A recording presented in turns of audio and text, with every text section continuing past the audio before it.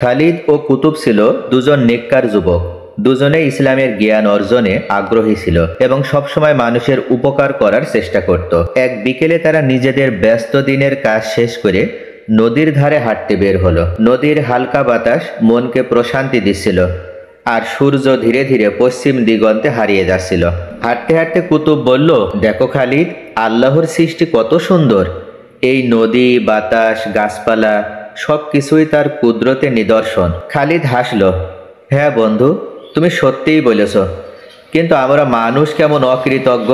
এসব দেখেও অনেকেই আমরা আল্লাহকে স্মরণ করি না। এভাবেই তারা আলোচনা করছিল। এমন সময় হঠাৎ কিছু লোক তাদের সামনে এসে দাঁড়ালো। লোকগুলোর মধ্যে কয়েকজনকে খুবই ক্লান্ত দেখাছিল, আর একজন বৃদ্ধ লাঠির উপর ভর দিয়ে হাঁটছিল।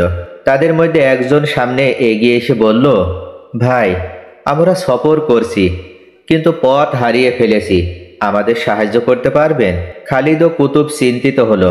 তারা বুঝতে পারল এই লোকেরা আসলেই সমস্যায় পড়েছে। কুতুব জিজ্ঞাসা করল, আপনারা কোথায় যাচ্ছেন? বৃদ্ধ লোকটি বলল, আমরা এক দরবেশের কাছে যাচ্ছি, যিনি আল্লাহর পথে আমাদের দিক নির্দেশনা দেন। তিনি এক নির্জন স্থানে ইবাদত করেন, তবে আমরা পথ ভুলে গিয়েছি। খালিদ ও কুতুব পরস্পর তাকাইল।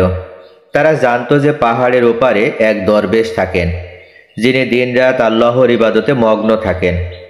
খালিদ বলল, আমরা আপনাদের সাহায্য করব, তবে সন্ধ্যা হয়ে গিয়েছে। আগে আসুন, কিছুক্ষণ বিশ্রাম নিন ও আমাদের সাথে খাবার খান। খালিদের কথা শুনে পথিকরা খুবই খুশি হলো। তারা নদীর ধারে বসল, আর খালিদ ও কুতুব তাদের কাছে থাকা শুকনো রুটি ও খেজুর দিল। বৃদ্ধ লোকটি এক টুকরো রুটি খেয়ে বলল, আল্লাহ তোমাদের উত্তম প্রতিদান দিন।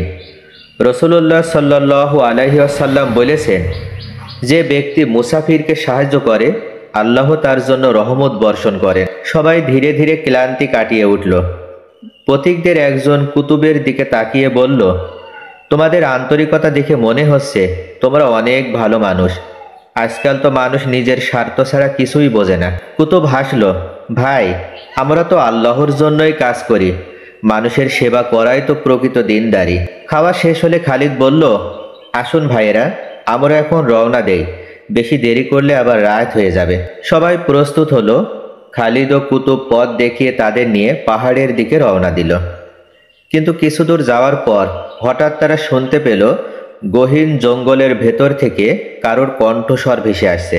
একজন চিৎকার করে বলছিল, কে আসো সেখানে? থামো! সবাই ভয় পেয়ে গেল। কুতুব ধীরে ধীরে সামনে এগিয়ে গেল। কিছুক্ষণ পর দেখা গেল কয়েকজন ডাকাত তাদের পথ রোধ করেছে। ডাকাতদের সর্দার বলল, তোমরা কোথায় যাচ্ছ? বৃদ্ধ পথিক ভয়ার্ত কণ্ঠে বললেন, আমরা এক দরবেশের কাছে যাচ্ছি, দয়া করে আমাদের ছেড়ে দিন।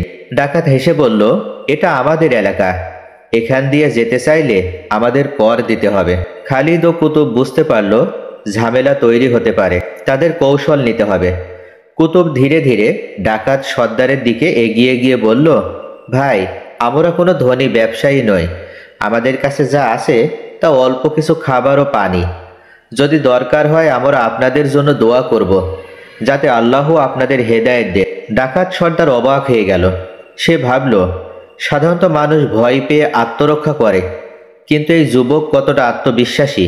সে বলল, তোমাদের সাহস তো কম নয়, কিন্তু এই দোয়া দিয়ে আমাদের কি হবে? তখন খালিদ বলল, ভাই, আমরা সবাই একদিন আল্লাহর সামনে দাঁড়াবো। আজ যদি আমাদের ছেড়ে দেন, আল্লাহ আপনার গুনাহ মাফ করতে পারেন। যদি আপনি চান, আমরা সবাই আপনার জন্য দোয়া করব। ডাকাত সর্দার কিছুক্ষণ চুপ রইল। তার চোখে চিন্তার ছায়া দেখা গেল। হঠাৎ সে দীর্ঘশ্বাস ফেলল এবং বলল, আমি অনেক অন্যায় করেছি, কিন্তু কেউ কখনো আমার জন্য দোয়া করার কথা বলেনি। বৃদ্ধ লোকটি বললেন, আল্লাহর দয়া অসীম বাবা, যদি তুমি সত্যি অনুতপ্ত হও, তাহলে আল্লাহ তোমাকে ক্ষমা করবেন। ডাকাত সর্দার আবেগ আপ্লুত হয়ে পড়ল। সে তার লোকদের বলল, আমরা আজ থেকে আর কারো কোনো ক্ষতি করব না। এই যুবকগুলো আমাদের চোখ খুলে দিয়েছে। তারপর সে খালিদ ও কুতুবের কাছে এসে বলল, আমাকে সঠিক পথে চলার জন্য সাহায্য করো। আমি আল্লাহর পথে ফিরে যেতে চাই। খালিদ ও কুতুব অনেক আনন্দিত হলো ডাকাত সর্দারের কথা শুনে। এরপর তারা সবাই মিলে দরবেশের আস্তানায় পৌঁছালো। দরবেশ তাদের দেখে বললেন, আসসালামু আলাইকুম। তোমরা আজ একটি মহৎ কাজ করেছো। আল্লাহ তোমাদের রহমত দান করুন। দরবেশের কথা শুনে ডাকাত সর্দার অবাক হয়ে গেল। ডাকাত সর্দার দরবেশের কাছে জিজ্ঞাসা করলো, হুজুর, আপনি কিভাবে জানলেন যে এই ছেলেগুলো আজকে মহান কাজ করেছে? তখন দরবেশ বলল, আমি আল্লাহর রহমতে বুঝতে পেরেছি যে তোমরা ডাকাত যখন তাদের সাথে আসছো, তাহলে নিশ্চয়ই এই ছেলেগুলোর কল্যাণে আল্লাহ পাক তোমাদেরকে হেদায়েত দান করেছে। তাই আমি ছেলেগুলোকে উদ্দেশ্য করে বলেছি যে আজকে তোমরা একটি মহৎ কাজ করেছো।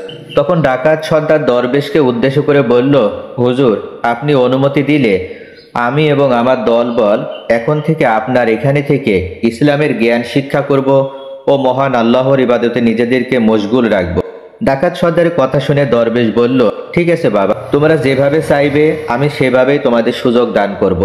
তবে মনে রাখবে, মহান আল্লাহ পাক তার সকল সৃষ্টি জীবের প্রতি দয়াশীল। তিনি দেখতে চান যে তার কোন বান্দা তার কাছে ক্ষমা চায়। যখন কোনো বান্দা আল্লাহর কাছে ক্ষমা চায়, তখন আল্লাহ পাক অনেক বেশি খুশি হন ও আনন্দিত হন। সত্যি, কেউ যখন খারাপ কাজ ছেড়ে দেয়, তখন সেই ব্যক্তিও আল্লাহ পাকের রহমত লাভ করে।